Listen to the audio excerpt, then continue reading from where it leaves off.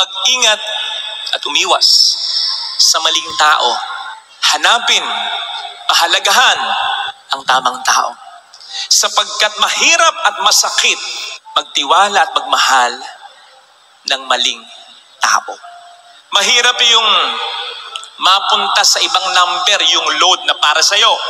Pero wala nang masihirap pa kapag nagmahal ka at nagtiwala ka sa maling tao. Hindi lang loads ang mawawala sa'yo, baka pati buhay mo. Sino ba yung maling tao?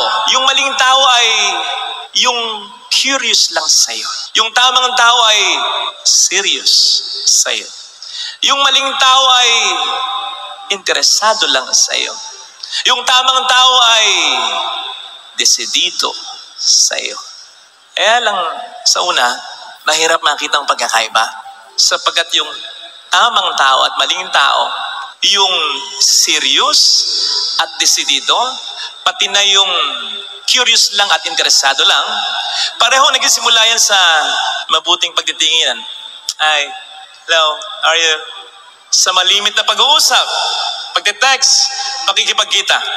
Hanggang sa ma-fall ka na, ma-develop ka, magtiwala ka. Na okay lang kung ganun din siya.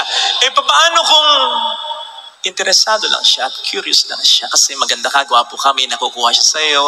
Nagiging parang rebound ka lang niya sapagkat nabobor siya. May interest lang siya sa'yo. May hidden motivo lang siya sa'yo. Paano yun? Kaya, ang anumang relasyon, alam po ninyo, it should take some time. Sapagkat panahon na magsasabi, segun sa ating pakiramdam, kung ang tao ay tamang tao, at kung ang tao ay maling tao. It should take some time.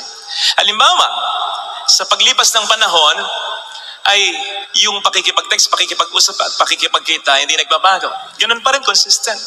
At hindi lang ganun pa rin, nagbago, pero for the better. Kasi mas dumalas, mas naging meaningful, mas naging malalim. Malamang, tamang tao.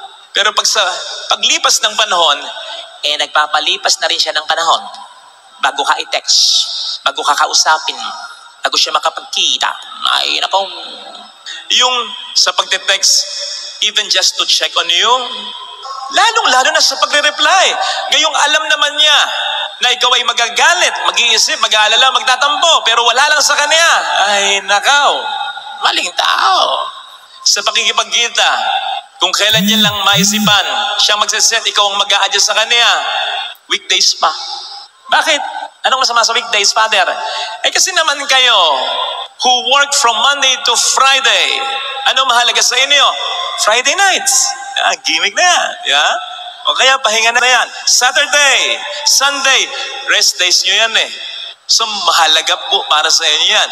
Kaya, kung ang isang tao, nilalagay ka at pinaprioritize ka sa schedule niya, simula Friday nights or Friday afternoon hanggang Sunday, mahalaga ka.